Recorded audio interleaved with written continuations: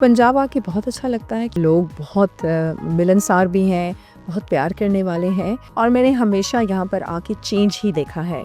लेकिन अब मैं ज़रूर अप्रिशिएट करूँगी इसलिए कि ऑफ कोर्स एक फ़ीमेल चीफ़ मिनिस्टर हैं, तो बहुत खुशी हुई यहाँ पर आके और वो बहुत मेहनत कर रही हैं और जो हमें पूरे लाहौर में नज़र आ रहा है। आपका जो एमपी का सफ़र है, क्योंकि बलूचिस्तान कोयटा से ताल्लुक़, ख़वातीन को लेके जो एक परसेप्शन है या फिर सख्तियाँ हैं जिसे आप कह सकते हैं, आपने उनको कैसे कैटर की? This is the culture of Pakistan.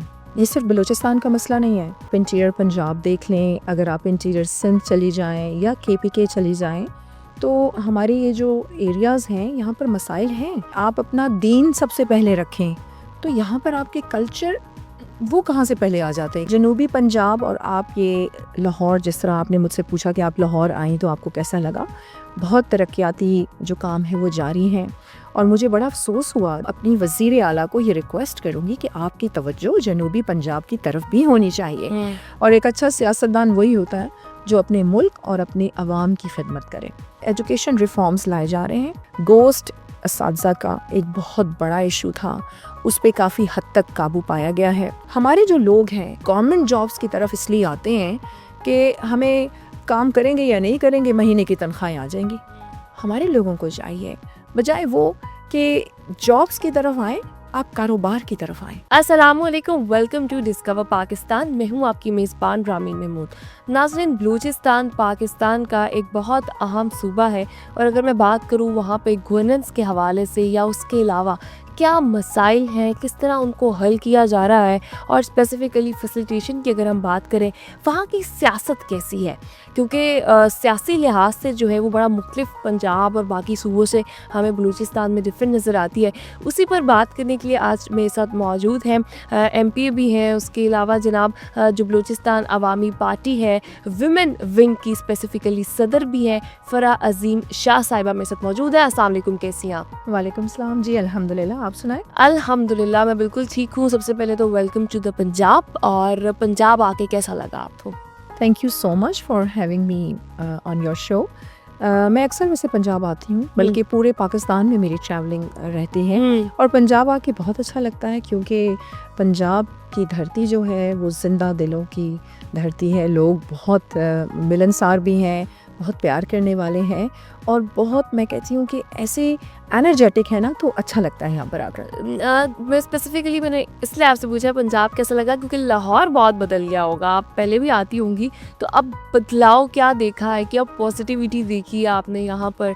Governance level की अगर मैं बात करूँ, यहाँ पर होने वाली तब्दीलियाँ आपको पसंद आई हैं, आपको एंजॉय किया आपने उनको? देखिए, मेरा अक्सर, मैंने जैसे कहा ना कि ट्रैवलिंग रहती है पूरे पाकिस्तान में भी और स्पेशली पंजाब में। लाहौर में मैं समझती हूँ कि खुश नसीबी है मेरी कि जब जितने भी वज़रा आला गुज़रे हैं उनके दौर में मैं आती रही हूँ और मैंने हमेशा यहाँ पर आके चेंज ही देखा है। लेकिन अब मैं ज़रूर अप्रिशिएट करूँगी इसलिए कि ऑफ कोर्स एक फ़ीमेल चीफ़ मिनिस्टर हैं, तो बहुत खुशी हुई यहाँ पर आके और वो बहुत मेहनत कर रही हैं और जो हमें पूरे लाहौर में नज़र आ रहा है।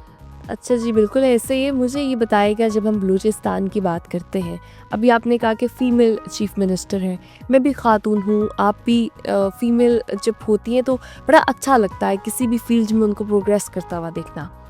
तो आपका जो MP का सफ़र है, क्योंकि बलूचिस्तान कोयटा से ताल्लुक़, कलात से भी आपका कलात से ही ताल्लुक़ है मेरा। बिल्कुल एग्जैक्टली, कलात से आपका ताल्लुक़ है, कोयटा में आपने कुछ ऐसा भी गुजारा है और वहाँ पे ख़वातीन को लेके जो एक परसेप्शन है या फिर सख्तियाँ हैं जिसे आप कह सकते हैं, आपने उनको कैसे कैटर किया और आप MPA तक का सफ़र जो है वो कैसे आपने तय किया? देखिए, जहाँ तक आपने सख्तियों की बात की, तो this is the culture of Pakistan. ये सिर्फ बलूचिस्तान का मसला नहीं है।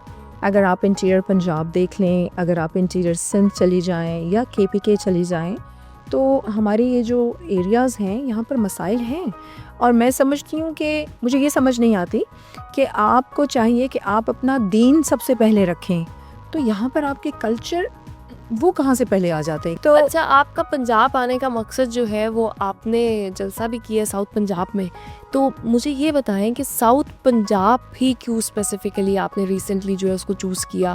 وائی ناٹ کہ آپ بلوچستان میں یا جو ہے وہ سندھ میں یا کراچی میں یا لاہور میں ان جگہ پہ, Y south Punjab?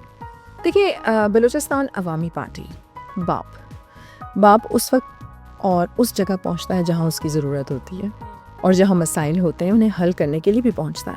Actually Balochistan عوامی پارٹی جو ہے اپنا رابطہ مہم جو ہے ہم نے شروع کی ہوئی ہے, تنظیم سازی شروع کی ہوئی ہے پورے بلوچستان میں بھی بڑی کامیابی کے ساتھ. اور پھر آپ نے کہا کہ جنوبی پنجاب کو ہی میں نے کیوں چوز کیا. میں سمجھتی ہوں کہ جنوبی پنجاب, اور آپ یہ لاہور, جس طرح آپ نے مجھ سے پوچھا کہ آپ لاہور آئیں تو آپ کو کیسا لگا, بہت ترقیاتی جو کام ہے وہ جاری ہیں. اور مجھے بڑا افسوس ہوا جب میں نے جنوبی پنجاب کے بارے میں جانتی تو کافی عرصے سے تھی, لیکن میرا یہ پہلا وزٹ تھا علی پور کا.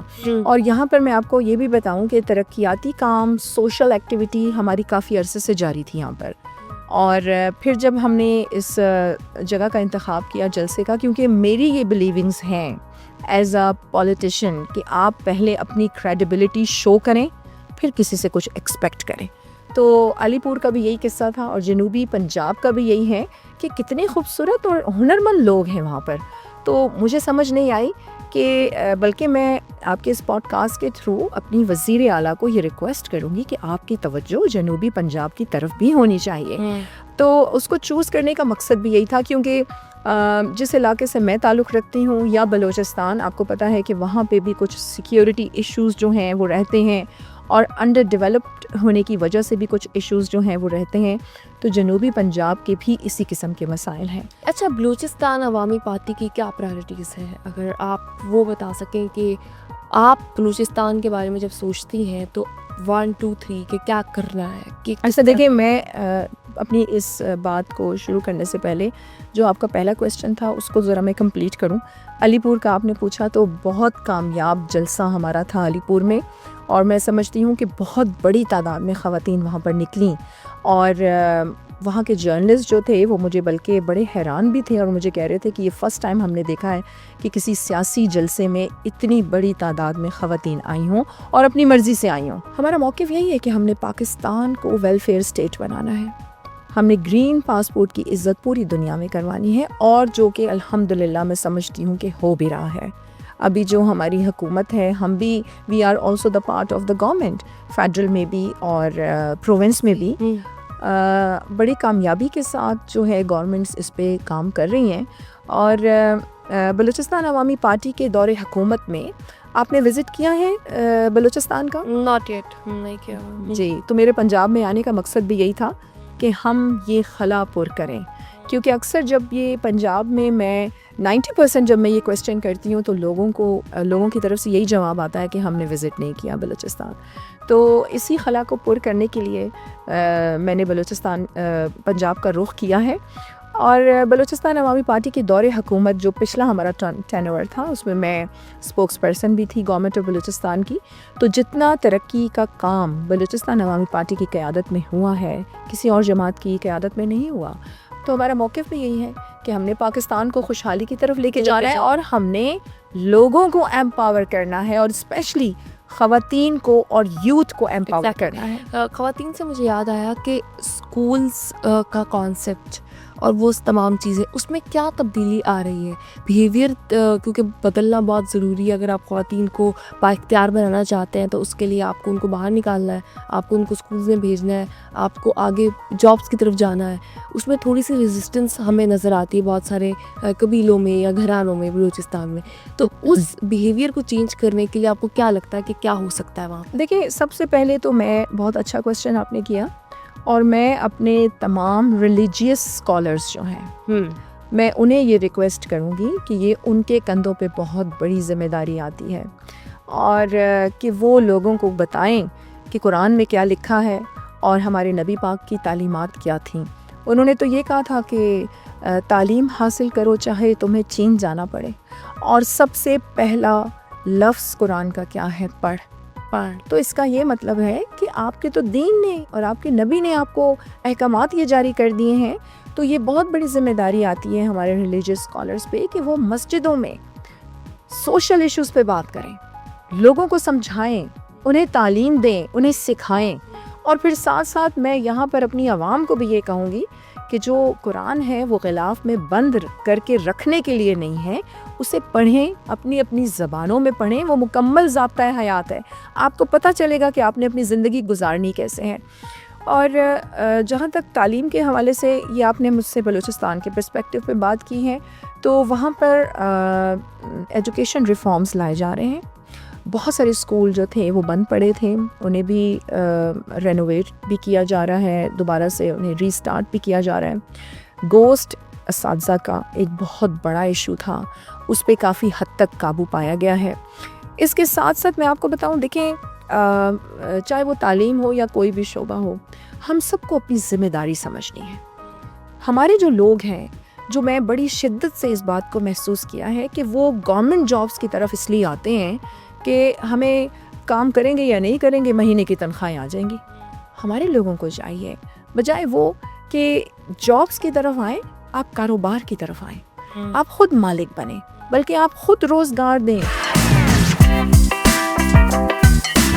میں اگر بلوچستان صوبے کی بات کروں تو معدنی لحاظ سے مائنز اینڈ منرلس کی جب ہم بات کرتے ہیں، بہت سارے ذخائر بلوچستان کو یہ اس کے سر کا تاج ہے کہ اس کے پاس بہت سارے ذخائر موجود ہیں، ریسورسز موجود ہیں.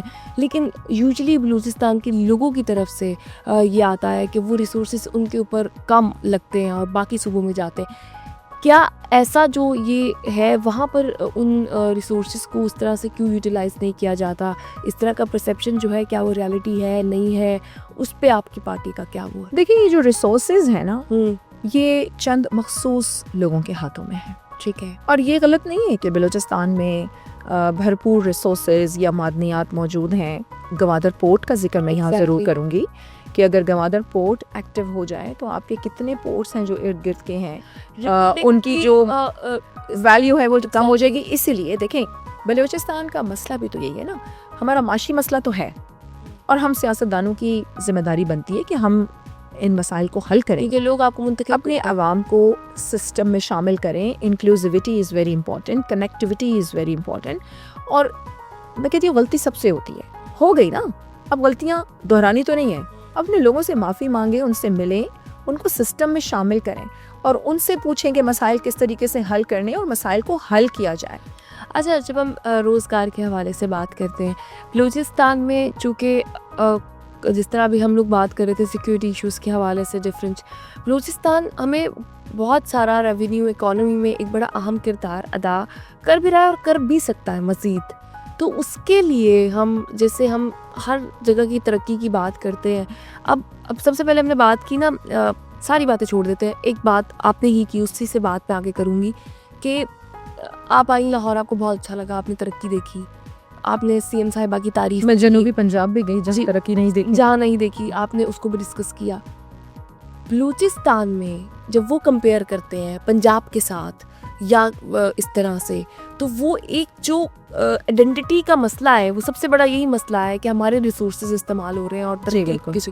تو یہ کیا، اس کو کیسے سالو کر سکتے ہیں؟ اور آپ بینگ آ چکے ریپرزینٹیٹیو آف بلوچستان کے لوگوں کی بھی ریپرزینٹیٹیو ہیں، اور پھر آپ اپنی سیاسی پارٹی کی بھی ریپرزینٹیٹیو ہیں، اس ایشو کو کس طرح آپ؟ دیکھیے، اصل تو سیاسی پارٹی کو اور لوگوں کو علیحدہ نہ کریں. ہماری سیاست ہی ہمارے لوگوں کے لیے ایگزیکٹلی. اور سیاست کو میں ہمیشہ کہتی ہوں کہ سیاست کو میں عبادت سمجھ کے کرتی ہوں، اور ایک اچھا سیاستدان وہی ہوتا ہے جو اپنے ملک اور اپنے عوام کی خدمت کرے. ریسورسز کی جہاں تک آپ نے بات کی، میں ہمیشہ دیکھیں، بلوچستان کا مسئلہ معاشی مسئلہ ہے. آپ کے یہ جو سیپریٹسٹ موومنٹس ہیں، ان کی طرف توجہ کیوں گئی لوگوں کی؟ اس لیے کہ انہیں ریسورسز نہیں ملے، انہیں سپورٹ نہیں ملی، انہیں پروموٹ نہیں کیا گیا. جب میں ترجمان حکومت بلوچستان تھی تو میں نے انٹریکشن سیشنز شروع کیے تھے اپنے نوجوانوں کے ساتھ، اور مختلف انسٹیٹیوشنز میں، اسپیشلی بلوچستان یونیورسٹی میں گئی. اچھا، وہاں پہ میں آپ کو ضرور یہ بات یہاں پر ہائی لائٹ کروں گی. وہاں پر ہمارے جو نوجوان ہیں، ان کے دلوں میں یہ بات ڈالی گئی ہے کہ جی ہمارے ریسورسز پہ قبضہ کیا گیا ہے، ہمیں بہت پیچھے رکھا گیا ہے بلوچستان کو. آپ یقین مانیں کہ ایک بچہ اٹھا بلوچستان یونیورسٹی میں، اس نے بہت لمبی چوڑی تقریر کی. پھر میں نے اسے اسٹیج پہ بلایا اور پھر اس کے ذریعے میں نے سوال کیا تمام یوتھ سے. میں نے انہیں کہا کہ آپ مجھے یہ بتائیں کہ بلوچستان اسمبلی جب سے بنی ہے کیا اس میں کوئی پنجاب سے آ کے بیٹھا ہے, کوئی سندھ سے آیا ہے, کوئی بھی نہیں, کوئی کے پی کے سے آیا ہے؟ نہیں آیا نا. اپنے ہی لوگ. تو ہمارے اپنے ہی لوگوں کے اندر خامیاں ہیں, تو ہمیں اپنے لوگوں کو درست کرنا ہے. بالکل ٹھیک بات. تو ہمارے جو سیاستدان ہیں انہیں میں سمجھتی ہوں کہ اپنی جو غلطیاں ہیں جو ہو گئی, انسان ہے اس سے غلطی ہوتی ہے, انہیں اپنے لوگوں سے معافی مانگ کے آگے بڑھنا چاہیے. اور بلوچستان کا مسئلہ معاشی مسئلہ ہے, اس حقیقت کو آپ بالکل درگزر نہیں کر سکتے, اور ابھی بھی دیر نہیں ہوئی.